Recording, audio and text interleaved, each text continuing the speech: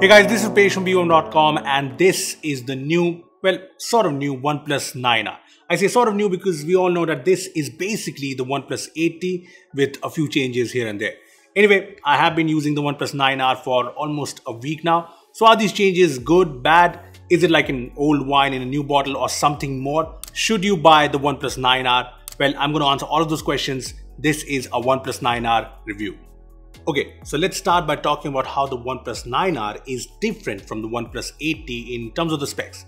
So there are basically two differences between the 9R and the 80, the design and the Snapdragon 870 chipset.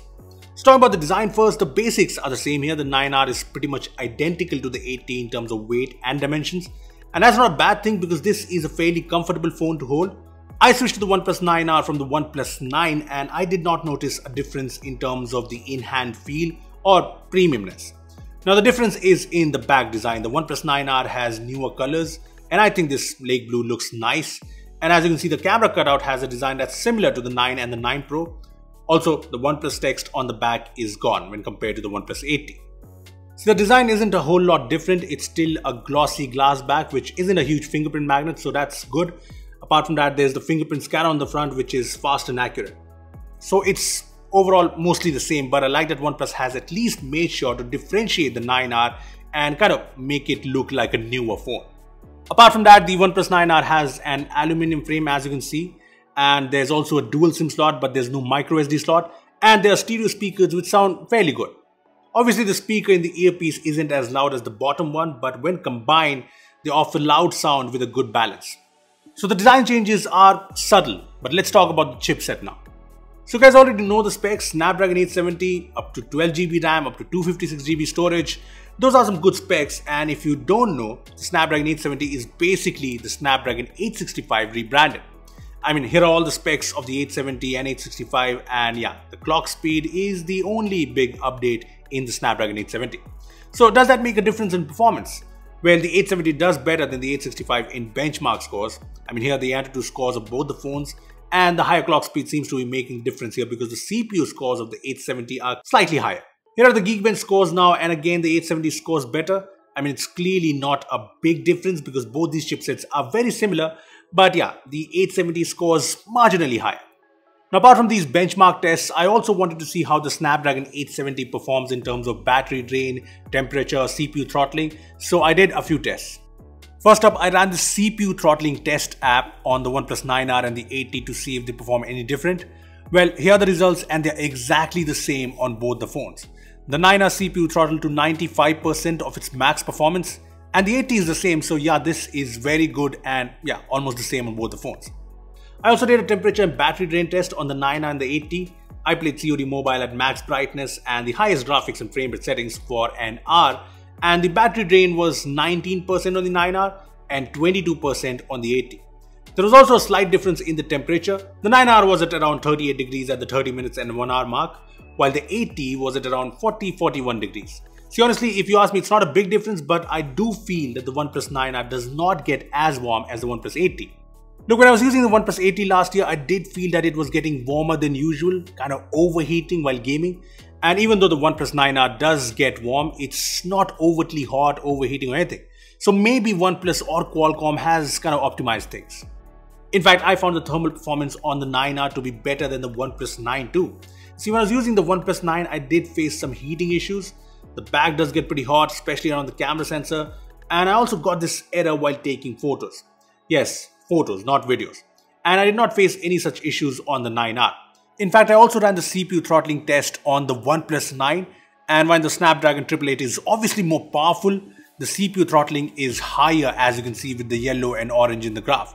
The OnePlus 9 throttled to 70% of its max performance. See, if you saw our OnePlus 9R versus 9 video, you must remember me saying the 9R makes more sense, and this kind of solidifies that. Overall, the point is the performance of the OnePlus 9R is good. In terms of day-to-day performance, the OnePlus 9R has been absolutely rock solid for me. No weird lags or anything, no app crashes, nothing. The performance of this phone is very good. Now the 9R is different from the OnePlus 80 in terms of the back design and the chipset, but I also noticed a slight difference in the display.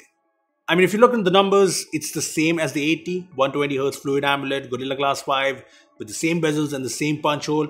But when I compared the 9R display to the 80 display side by side, I found the 9R display to be slightly brighter while also showing the more accurate colors. See, I really like the display on the 80 and the 9R is even better, which is, yeah, a win really. I mean, smooth, vibrant and just good all around. I also tested the cameras to see if there's any upgrades in the performance. I mean, the 9R has the same camera specs as the 80, as you can see here. And I took a lot of comparison photos from both these phones, hoping to see some difference, but it's basically the same photos. Be it in daytime or low light, the 9R and 80 capture almost identical shots. So if you're hoping for some software camera improvements in the 9R, well, there's nothing. Anyway, talking about the 9R photos individually, the good thing is that photos from the main camera have good, fairly natural colors. The dynamic range is good too. And I like the contrasty shots it takes sometimes. I mean, it's not perfect. The details could have been better in some shots and some shots do come out a little soft. And in low light, the phone automatically turns on the night mode when required. So the photos are fairly detailed. And I also like that it gets the exposure right mostly, but the white balance is kind of a hit and miss sometimes. For example, in this photo, the light was actually warm and it made it whitish. As for the ultra wide angle lens, it's okayish. It's usable, but it lacks the details, and even with the lens correction option turned on, I noticed a lot of distortion around the edges. See, if you like that, you'll be fine, otherwise you'll not be fine. On the video front, there's OIS, so the video is stable. I mean, I'm walking fairly swiftly in this video, but it's nice and stable. As for the quality, it's sharp, but the contrast is a little on the higher side. When it comes to selfies, I did feel the 9R's viewfinder shows a very good exposure, but the finer limit seems to have a lot more processed, brighter look. But other than that, I think the selfies are good enough with decent details. So that was the camera performance, which is very OnePlus-like and kind of decentish. As for the rest of the phone, it's basically all OnePlus 80. The battery specs and the charger are the same in the 9R, and that's not a bad thing. I mean, the battery performance is kind of okayish with the screen set to 120Hz. I got a screen on time of 4.5 hours to 5 hours on most occasions, as you can see from these screenshots, which is fine, but nothing extraordinary. As for the charging, the 65-watt charger is obviously super fast, taking the phone from 10 to 100% in around 35 minutes. Other important things to note, the phone has Oxygen OS 11 on top of Android 11, and there's no such bloatware or anything. There's also support for NFC, and very importantly, it has support for carrier aggregation. I checked things with Vodafone, Airtel and Jio, and I got multiple frequencies in the 9R on all of these networks, so that's good. As for the 5G bands, there's one lonely N78 5G band, which is basically to just get the 5G branding in the OnePlus 9R, similar to most other 5G phones in India. So at the end of the day, the OnePlus 9R is like an old wine in a new bottle. If you like the OnePlus 80, you will like the OnePlus 9R. The OnePlus 9R has a slightly better design, slightly better screen, slightly better performance, slightly better price. So yeah, it's slightly better than the OnePlus 80. Plus, it does not have any of the heating issues that I have faced with the Snapdragon 888 in the OnePlus 9. So overall, the OnePlus 9R is a good all-round smartphone that you can go for if you have a budget of 40K. However, if you want a more complete flagship package and you can spend a little more, you can consider the S20 FE 5G or even last year's OnePlus 8 Pro. Well, that was my review of the OnePlus 9R, but I want to know what you guys think. Tell us in the comment section below. Also give this video a like, share it to all the people considering to buy the OnePlus 9R, and subscribe to our channel for more amazing tech videos. Well, that's me signing off. Thanks for watching, and I will see you in the next one.